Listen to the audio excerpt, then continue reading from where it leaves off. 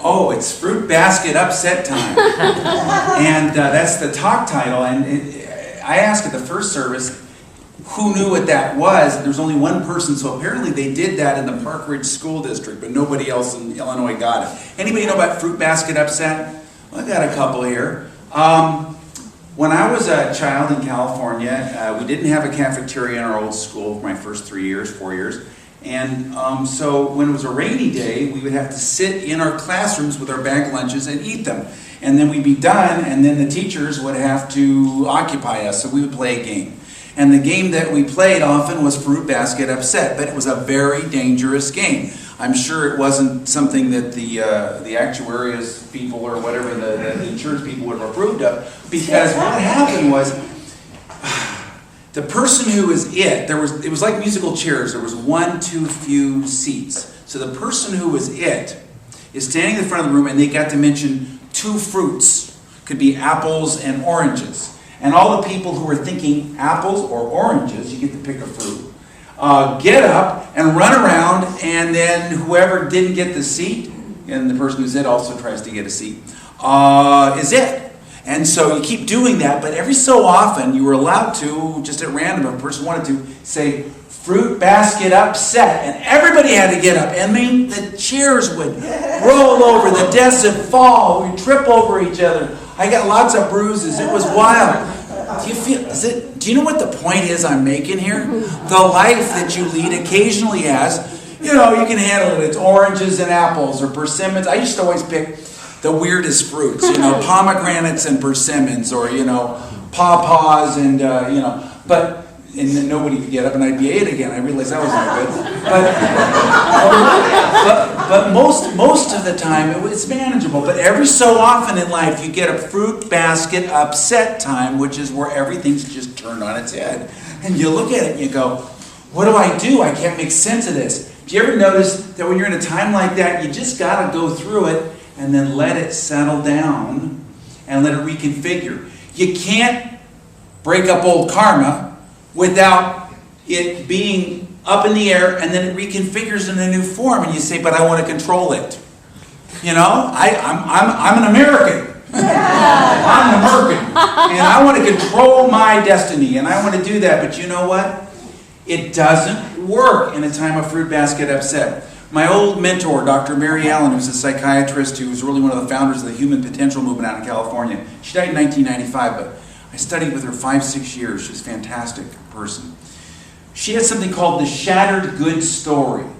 She said it's very much like Fruit Basket Upset. You have a good story, something you're telling yourself about life. It's what reality is to you, you think, and then it gets shattered, meaning you have a disappointment, or it doesn't work out the way you planned, or somebody disappoints you, something happens, and you're in that shattered good story. She said you think that what you're supposed to do when you're in a time of shattered good story, Fruit Basket Upset, is to come up with a new good story.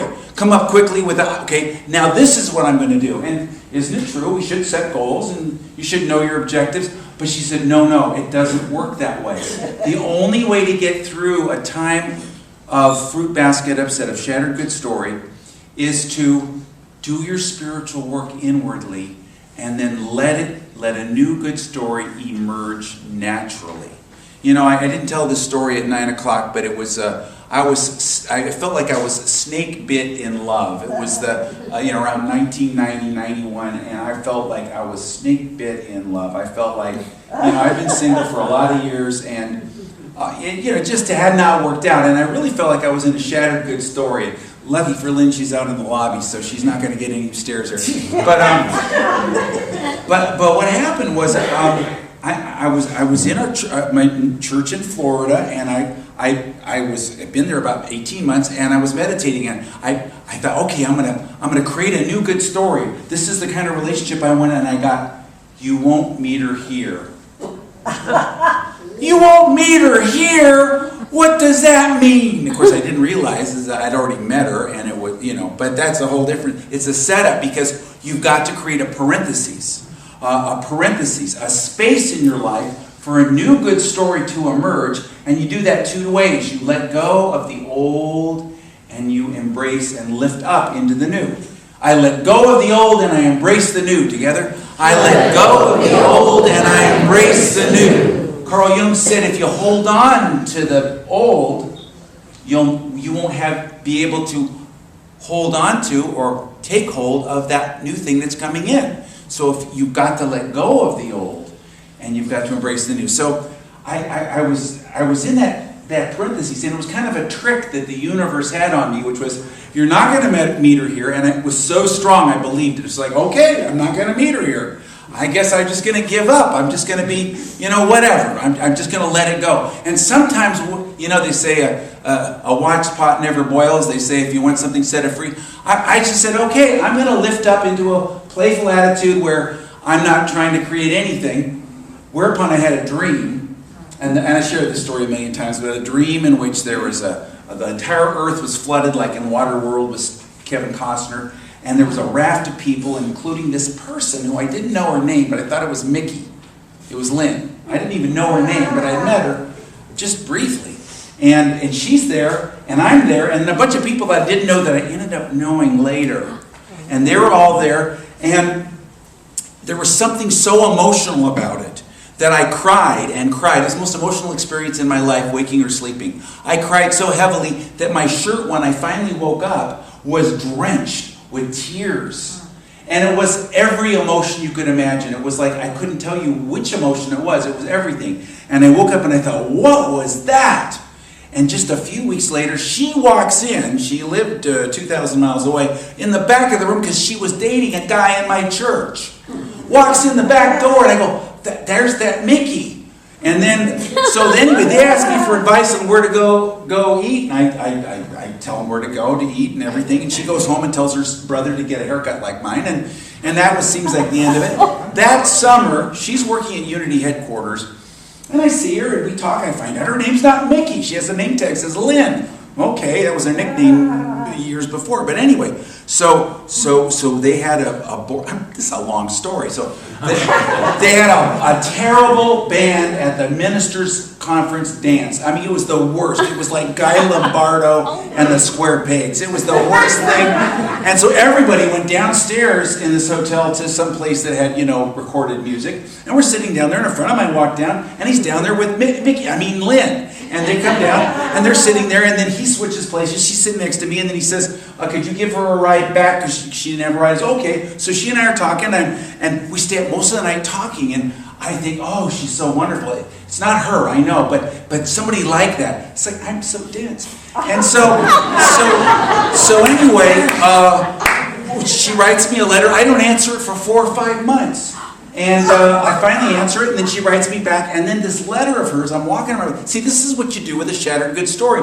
The new good story comes up. It emerges naturally out of that chaos. Out of that chaos when you let it go. So I'm walking around, I have her letter in my pocket, and I reread it. And there's nothing romantic in her letter. It's just all spiritual stuff, which is, of course, oh my gosh, somebody who's spiritual. Oh my gosh, Where is she? But not her.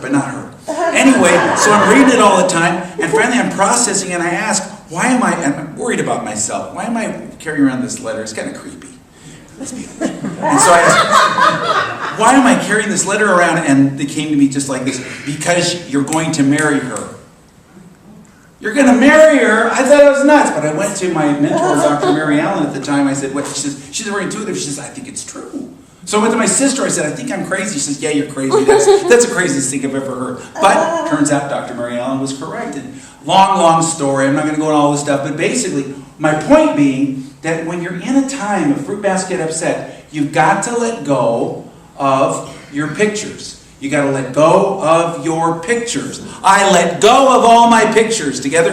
I let go of all my pictures, and I let my new good story emerge. Together. And I let my new good story emerge. This happened to me once I was in a church that had gone through a lot of different stuff, and I got very intuitively that I was going to be the person who was going to heal the church, and it wasn't going to be fun because they lost 4 ministers in 11 months. Yes. And I was there, and so all this stuff, and so what do I do? Because I was at a point of shattered good story. It's like, this isn't what I thought I was going to experience. And again, And these are the two rules. When you're dealing with a shattered good story, when things aren't the way you think they should be, and you're in that fruit basket upset, the wilderness experience, the valley experience, you got to do two things. You got to let go of all the stuff that's holding you back. You've got to let it go. You've got to get honest, emotionally authentic about your feelings. And the second thing is that you've got to raise your level of vibration. Not that you've got to come up with a new good story. Let's talk about these one at a time. You got to get emotionally authentic and honest. They did a study, I was sharing it a couple weeks ago, in which they simply told people to fill in the blank saying, I feel blank. And there really were 4 feelings, they said. Sad, mad, scared, and glad. There's a pretty much of the 4 feelings. And just say it. They found that people had totally better outcomes. They had different brain waves. They had different blood chemicals. They had a whole different experience of life simply doing this one thing, getting emotionally authentic. How often do you do that? Do you say, oh, I feel this? No, you shove it down and you go marching on because you're a good American. You know, our culture is about just marching onward. But no, take parentheses in your life and get emotionally honest. Many of you have heard of a guy named Walter Starkey. He was Joel Goldsmith's #1 student. And he was the guy who took care of Goldsmith's estate when he died. But he told me, I spent a week on his ranch, and he told me something I found very interesting. He said, before I can give a talk, anywhere, I have to go through a releasing of whatever emotional. He says, it feels like an emotional upheaval on a Sunday morning or whatever. I've got to, and he journals it out, or he said, I journal it out, or I just get in touch with it. That's a powerful thing to do. You've got to let go of the ballast in your balloon so that you can rise up. You've got to get emotionally authentic and honest. To which point, I am going to give you homework like I always do. He's always telling me to do something. But you know what? If you do these things, just a few simple things, your outcomes will be different. They will be better. Isn't that good? Yes. Yeah. So right outside of Fellowship Hall is this agitated energy process. That has a question and answer on the top, but the agitated energy process, which takes that little scientific study and takes it and moves it about 2 steps farther. Again, Dr. Mary Allen, my old mentor, came up with this. You ask, what am I feeling? And you label it. I feel afraid, for instance. Then you ask, what is the false belief that is generating this feeling? And then you write down or speak aloud what the feeling is, or what the belief is. I'm going to be wounded by these people, whatever it is, maybe. That's just what comes up. Then you ask, what is a true belief that would calm me? And then you bring up, what is that? Oh, everywhere I am, God is, or whatever it is that comes up naturally. It's a powerful way of processing those feelings and letting go of the old ballast when you're in a time of fruit basket upset. Now the truth is, some of you are saying, I'm not in a time of fruit basket upset. I'm not in a valley experience or a wilderness experience. Even if you're not, you're making sense of one in the past. You're integrating something in your past. We're always dealing with these kinds of things. And when they come up, I use this technique 20 times a day. I swear. Sometimes I do it in writing. Sometimes I do it in my mind. But writing is very powerful. You know, I always share about my daughter when she was 10 years old. And she says, Daddy, you know what I do when somebody's mean to me in school? I said, what? She said, I write them a letter. And I said, oh. And she said, no, don't worry about it. I don't give it to them. I rip it up and I flush it down the toilet. We had a power toilet, so it's powerful stuff. It's like a burning bowl, right? So it's very dramatic. So I say, I do that too. She says, you do? I thought that up. I said, no, I do that too. Yeah, Daddy, but you know those words you tell me not to use? I put them in the letter. I said, good, I do too. You do? She thought, no, because you're letting it out. It isn't that you're wallowing in the feelings. It's not that you're marinating in the feelings. It's not that you lash out at other people in the feelings. You just get real and you let them go. And she says, and you know, sometimes I'm writing and sometimes my pen cuts a hole in the paper. I have so much feeling. So you let the emotions out. So this is the first part, the important part of getting emotionally authentic and letting go of your feelings. Think about Jesus before he did his big miracles, the big ones. Every time he had an emotional release. before he raised Lazarus from the tomb, he cried. And they said, oh, how he loved him. They could see his emotion. Before he went into the period of the trial, crucifixion, and resurrection, he was in the Garden of Gethsemane, and he was in that state where he was so afraid that he was in agony, it said, and it was as if he was sweating blood. Now, that's a metaphor, but as he let himself release it. Before you can do your great demonstration, you gotta let go of the things that are preventing you from doing it. Like Walter Starkey, before he could give a talk, he had to let go. Now, this is not making it into some kind of terrible thing. It's just a natural part of life. Carl Jung said, you gotta let go of the old before you can embrace the new. You gotta let go of those things, release those things. And sometimes in doing that, you need some support. Sometimes you need some support. Sometimes you need to talk to a trusted friend. Maybe you're in a situation where you need your reality validated. You're in a family where, every so often you need to go outside of the family to get your reality validated, or a corporate structure, or some kind of thing. It's important to do. Great example of this in the Bible happened right after the Easter story. There were two guys. There was a guy named Clopas, and they don't name the name of the second guy, but he was a friend of his, and they're walking on the way to a place called Emmaus. And on the way there, they're talking about their shattered good story. I mean, here they were following this Jesus around, and he was doing all this good, and what do? They arrest him, they crucify him, and they've heard all this resurrection stuff, but they hadn't seen any of it, they didn't believe any of it. So they're like, in this shattered good story. When you're in a shattered good story, so what are they doing? They're supporting each other. They're giving each other support as they're walking and talking. And then this third guy shows up, and he starts talking with him too. And he tells them all the stuff that's going on. And he told them all the background of it and what was in the Old Testament and all the things. And they really like this guy. They say, hey, have dinner with us. So they're cooking some fish. He breaks it and hands it to him. And they go, oh my gosh, it's you.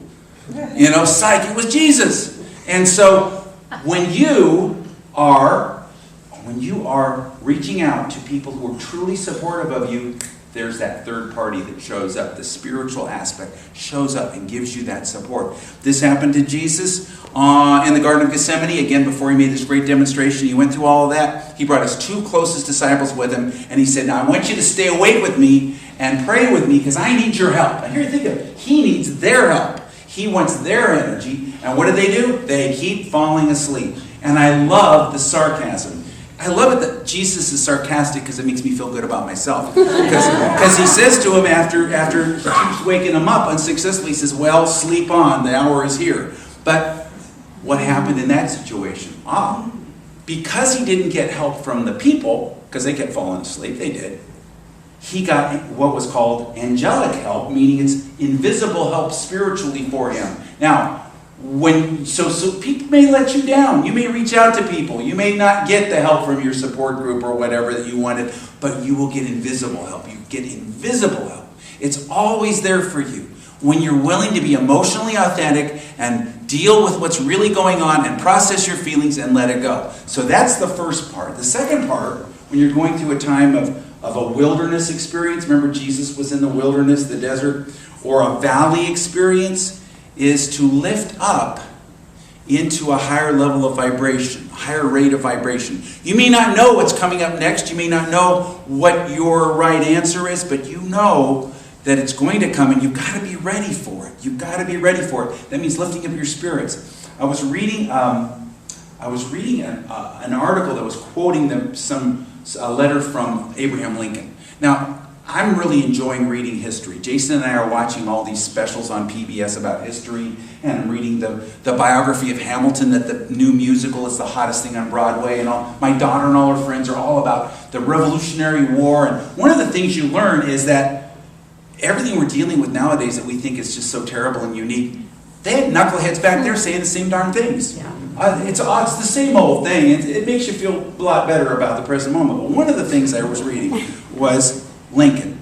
He had a shattered good story. He wanted to be a shopkeeper. He and his friend were just like Truman in the haberdashery, and he failed, and he ended up being president. Well, the same kind of thing happened. He had a failed business, and they sold out everything because they weren't making it. So they sold out everything. They had nothing really left. They were just sitting there, and he's talking to his partner. He said, "What are you going to do after this is done?" And, well, I think I would love to be a lawyer. but I have to get Blackstone's commentary on the law and study it in order to become a lawyer. And where am I going to get the money for that? And where am I going to find it out here in New Salem, you know? Right then, there was a wagon that came up, and it was a family. And the guy said to him, hey, I've got a barrel here. I can't buy anything because I don't have any money, but I've got a barrel here. It's a really good barrel. I'll sell it to you for 50 cents, which is a fair amount of money in those days. You know, and Lincoln looked at him, and he gave him 50 cents, took the barrels. After they went on, his partner said, what did you do? We don't need a barrel. We're trying to get rid of stuff. Besides, you don't really have 50 cents to spare. He said, I don't know. I looked at the kids' eyes. They looked hungry, and something just told me to do it. I just did it. He took the barrel, and his friend's still making fun of him, doing this stupid thing with the barrel. He opens it up. He digs through the barrel. At the bottom, there's Blackstone's commentary on the law. As a result of that, he studied it, became an attorney. As the years went on, he had a great success in a big case, made a lot of money, which allowed him to quit working for a while, and he went around debating Stephen Douglas and slavery, and then led up the whole thing becoming president. And the guy that he won the case for made so much money that he was able to influence and have the convention in Chicago, which is the only place where Lincoln would have won the nomination. I mean, I'm telling you this stuff because if you're in a shattered goods store, you got to keep your light up. You got to keep your light up. You got to keep your energy up. You may not be able to figure it out, but just keep your light up. How do you do that? What do you do to keep your light up? Of course you meditate. Of course you pray. Of course you do all those kind of things. But some people, they just have a dog. You know, I've shared before, having a dog is the #1 positive factor for men who have heart disease and whether they get well or not. That's the #1 correlation, not their medicine or their exercise or their diet or their weight. It's whether they have a dog. Why? Because of the playfulness of it. Because of the sense that it lifts your spirits. You got to keep your energy up. You do it through spiritual means, certainly, and mental means, but you also do it through a playful attitude. That's what I love about Charles Fillmore. Charles Fillmore, the founder of Unity, was always playful. You know, my friend who was a Unity minister met Ewing Kauffman, who ran all these insurance companies. He's since passed. Kauffman Stadium, where the Royals play, he built it. Ewing Kauffman met him, and he said, oh, you're a Unity minister. I remember Charles Fillmore. And he knew Ewing Kauffman was Jewish. He said, well, how'd you meet Charles Fillmore? He said, I was 19 years old. It was my first job. I was delivering laundry, and Charles Fillmore was my favorite customer. And I would deliver his laundry, and he would always tell me a new joke every week. And some of the jokes were not appropriate, coming from a religious leader. So Fillmore was always up. Get your light up. Keep your light up. Have a playful attitude. When I was going through that tough experience where I was the minister after leaving in 11 months, I asked, what should I do? What should I do? And I was taking it so seriously. And what came to me was a dream. And it's kind of a disturbing dream, so I'm sure some people will be offended, so get ready. It was a dream in which I was torturing a kitten. I was taking a kitten and trying to screw it into a light socket, and it wouldn't give off any light. So I started poking it with a stick, and I woke up thinking, what do? I hate cats. What's the problem? Am I a mean person? But when you have a problem, you are not responsible for the problem. You're responsible to the problem. I'm going to say it again. You're not responsible for the illness, the problem. You're responsible to it. Meaning, you need to get from it.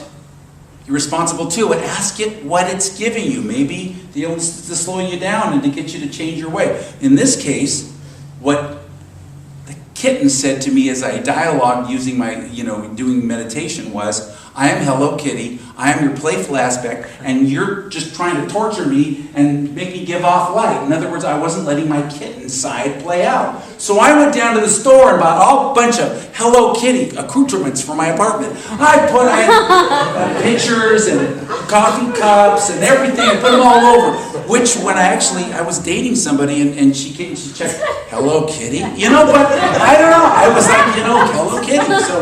So I did that to remind myself. And what came to me meditation was go on a safari. Once a week, go to a new place. A place you've never been before. With a playful attitude. With beginner's eyes. And just do something new. Now for a lot of us, that doesn't fit. Maybe you are already doing that. Maybe you need to do something else. But the idea is get your light up. I get my light up. Together? I get my light up. So lift up into your light.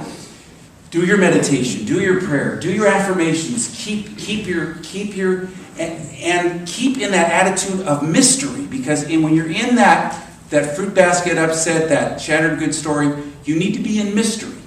I don't know what's going to happen here, because you can't limit it. You don't know. You got to have that attitude of, I don't know, but something's going to happen, and you just watch it reconfigure. When the karma's broken up, it's going to reconfigure, and it's going to reconfigure in a better way for you. So, we're going to do a little work here, right?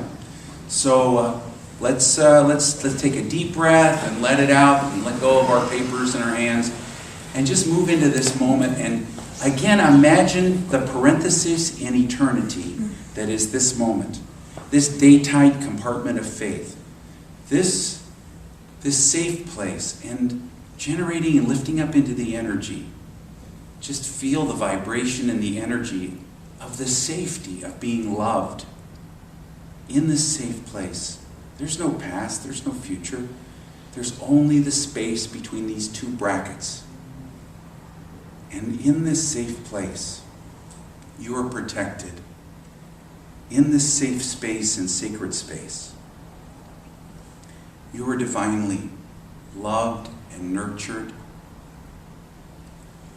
You are comforted. I will not leave you comfortless. I send to you a comforter. You feel that love. You feel the sense that all is well in the spiritual, and I lift up into it. And in this now moment, I am safely held in great love, great appreciation, great esteem, and I lift up into it in this now moment. I move into this now moment. I am grateful.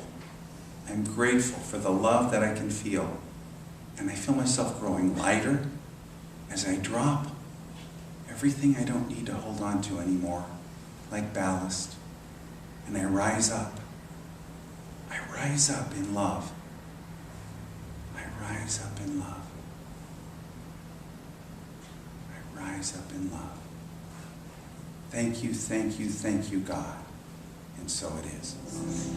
And now we're going to take a deep breath and let it out. And when you let it out, let go of the papers in your hands. Just let them go. Put them in your lap, because you're going to open your hands and you're going to get into this now moment, which doesn't need notes or reading or writing. It's just this now moment. It's the safe space, the parentheses in time, a day-tight compartment of faith. So breathe in again and let it out and open your hands. And imagine the two brackets of parentheses. You know, this moment is like that. On either side of this moment, this now moment, you're placing those brackets that keep out all the thoughts of the past, keep out all the thoughts of the future, and put you into this safe place. And you can be in this stillness if you choose. In this stillness is the answer you're looking for.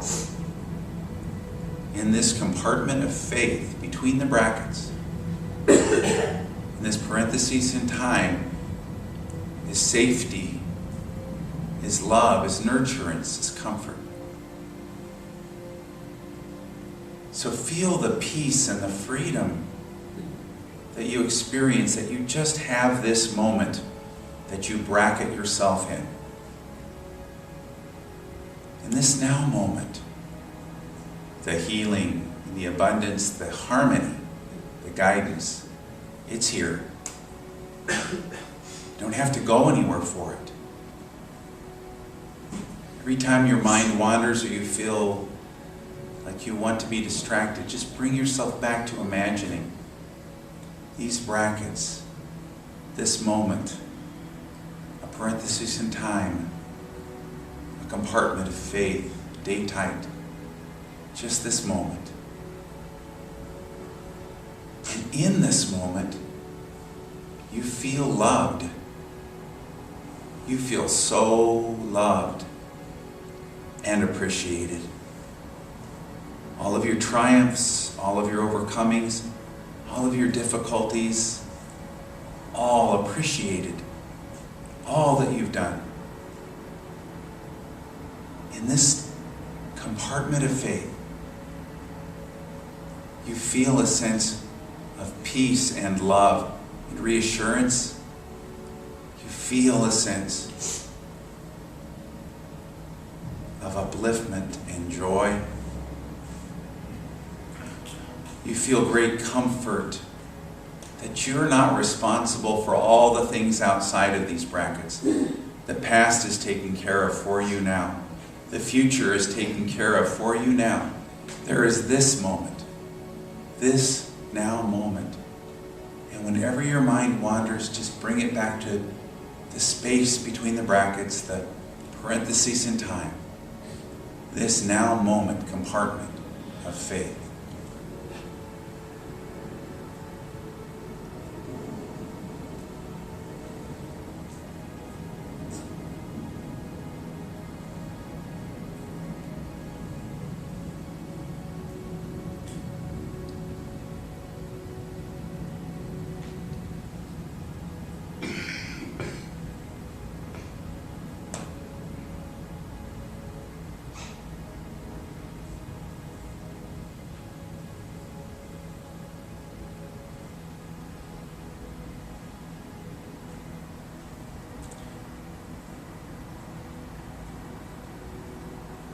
Just settle into this moment. Light is lifting you up. You're dropping away everything that you can just let go of.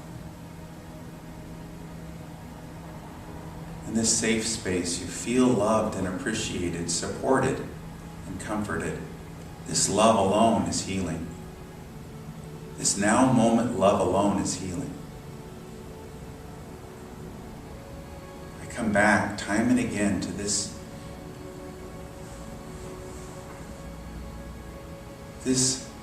moment, this gap, this sacred space. And I am grateful. Well, we're going to take this moment and we're going to give in anticipation of the good to come. So I give in anticipation of the good to come and I receive abundantly. Together. I give in anticipation of the good to come, and I receive abundantly. And silently.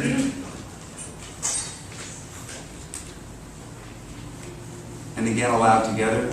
I give in anticipation of the good to come, and I receive abundantly, and so it is.